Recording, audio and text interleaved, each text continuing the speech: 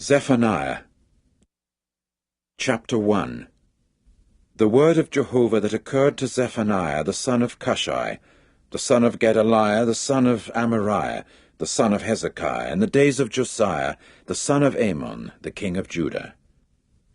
I shall without fail finish everything off the surface of the ground, is the utterance of Jehovah. I shall finish off earthling man and beast. I shall finish off the flying creature of the heavens, and the fishes of the sea, and the stumbling blocks with the wicked ones. And I will cut off mankind from the surface of the ground, is the utterance of Jehovah. And I will stretch out my hand against Judah, and against all the inhabitants of Jerusalem. And I will cut off from this place the remaining ones of the Baal, the name of the foreign god priests, along with the priests. And those who are bowing down upon the roofs to the army of the heavens, and those who are bowing down, making sworn oaths to Jehovah, and making sworn oaths by Malcham, and those who are drawing back from following Jehovah, and who have not sought Jehovah, and have not inquired of him. Keep silence before the sovereign Lord Jehovah, for the day of Jehovah is near, for Jehovah has prepared a sacrifice. He has sanctified his invited ones. And it must occur on the day of Jehovah's sacrifice that I will give attention to the princes, and to the sons of the king, and to all those wearing foreign attire. And I will give attention to every one that is climbing upon the platform in that day, those who are filling the house of their masters with violence and deception. And there must occur on that day, is the utterance of Jehovah, the sound of an outcry from the fish gate, and a howling from the second quarter, and a great crashing from the hills. Howl, you inhabitants of Maktesh, for all the people who are tradesmen have been silenced. All those weighing out silver have been cut off. And it must occur at that time that I shall carefully search Jerusalem with lamps. And I will give attention to the men who are congealing upon their dregs, and who are saying in their heart, Jehovah will not do good, and he will not do bad. And their wealth must come to be for pillage, and their houses for a desolate waste. And they will build houses, but they will not have occupancy, and they will plant vineyards, but they will not drink the wine of them. The great day of Jehovah is near. It is near, and there is a hurrying of it very much. The sound of the day of Jehovah is bitter.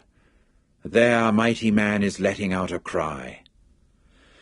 That day is a day of fury, a day of distress and of anguish, a day of storm and of desolation, a day of darkness and of gloominess, a day of clouds and of thick gloom, a day of horn and of alarm signal against the fortified cities and against the high corner towers.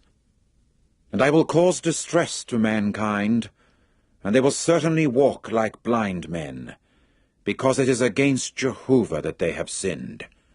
And their blood will actually be poured out like dust, and their bowels like the dung. Neither their silver nor their gold will be able to deliver them in the day of Jehovah's fury, but by the fire of his zeal the whole earth will be devoured, because he will make an extermination, indeed a terrible one, of all the inhabitants of the earth. Chapter 2. Gather yourselves together, yes, do the gathering, O nation not paling in shame. Before the statute gives birth to anything, before the day has passed by just like chaff, before there comes upon you people the burning anger of Jehovah, before there comes upon you the day of Jehovah's anger. Seek Jehovah, all you meek ones of the earth, who have practiced his own judicial decision. Seek righteousness, seek meekness. Probably you may be concealed in the day of Jehovah's anger. For as regards Gaza, an abandoned city is what she will become, and Ashkelon is to be a desolate waste. As regards Ashdod, at high noon they will drive her out, and as regards Ekron, she will be uprooted. Woe to those inhabiting the region of the sea, the nation of Kerethites! The word of Jehovah is against you people. O Canaan, the land of the Philistines, I will also destroy you, so that there will be no inhabitant. And the region of the sea must become pasture grounds, with wells for shepherds and stone pens for sheep. And it must become a region for the remaining ones of the house of Judah. Upon them they will feed. In the houses of Ashkelon in the evening they will lie stretched out. For Jehovah their God will turn his attention to them, and certainly gather back the captive ones of them. I have heard the reproach by Moab, and the abusive words of the sons of Ammon, with which they have reproached my people, and kept putting on great airs against their territory. Therefore, as I am alive, is the utterance of Jehovah of armies, the God of Israel, Moab herself will become just like Sodom, and the sons of Ammon like Gomorrah, a place possessed by nettles, and a salt pit, and a desolate waste, even to time indefinite. The remaining ones of my people will plunder them, and the remnant of my own nation will take possession of them. This is what they will have instead of their pride, because they reproached, and kept putting on great airs against the people of Jehovah of armies. Jehovah will be fear-inspiring against them, for he will certainly emaciate all the gods of the earth, and people will bow down to him, each one from his place, all the islands of the nations. You also, you Ethiopians, you yourselves will be people slain by my sword. And he will stretch out his hand toward the north, and he will destroy Assyria, and he will make Nineveh a desolate waste, a waterless region like the wilderness. And in the midst of her, droves will certainly lie stretched out, all the wild animals of a nation. Both pelican and porcupine will spend the night right among her pillar capitals. A voice will keep singing in the window. There will be devastation at the threshold, for he will certainly lay bare the very wainscoting.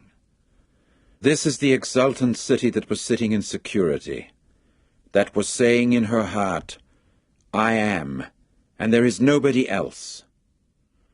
Oh, how she has become an object of astonishment, a place for the wild animals to lie stretched out. Everyone passing along by her will whistle. He will wag his hand. Chapter 3. Woe to her that is rebelling and polluting herself, the oppressive city. She did not listen to a voice. She did not accept discipline. In Jehovah she did not trust. To her God she did not draw near. Her princes in the midst of her were roaring lions. Her judges were evening wolves that did not gnaw bones till the morning. Her prophets were insolent, were men of treachery. Her priests themselves profaned what was holy. They did violence to the law. Jehovah was righteous in the midst of her. He would do no unrighteousness. Morning by morning he kept giving his own judicial decision. At daylight it did not prove lacking, but the unrighteous one was knowing no shame. I cut off nations.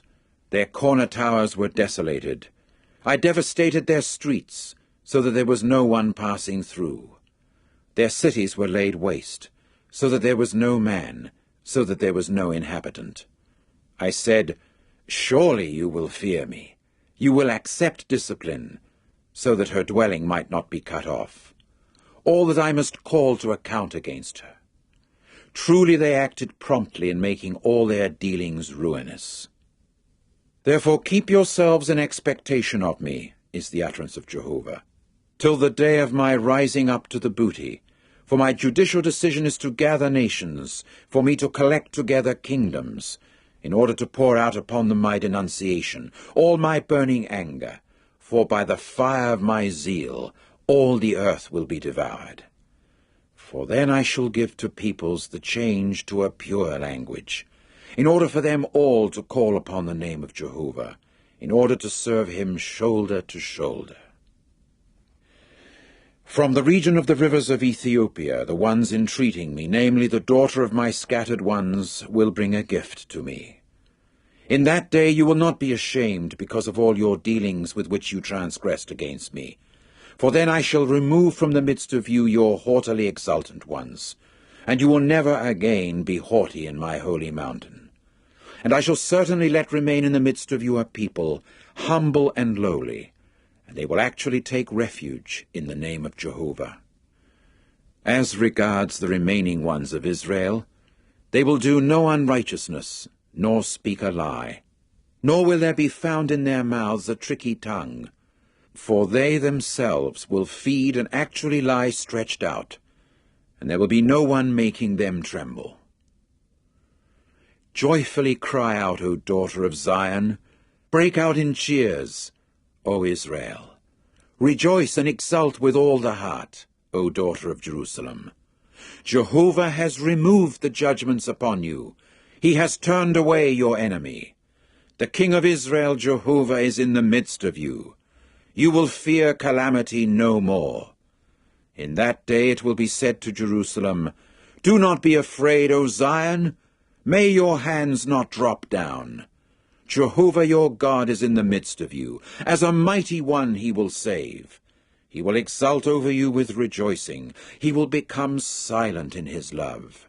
He will be joyful over you with happy cries.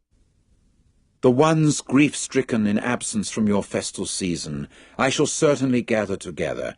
Absent from you they happen to be, because of bearing reproach on her account. Here I am acting against all those afflicting you at that time, and I will save her that is limping, and her that is dispersed I shall collect together, and I will set them as a praise and as a name in all the land of their shame. At that time I shall bring you people in, even in the time of my collecting you together. For I shall make you people to be a name and a praise among all the peoples of the earth, when I gather back your captive ones before your eyes, Jehovah has said.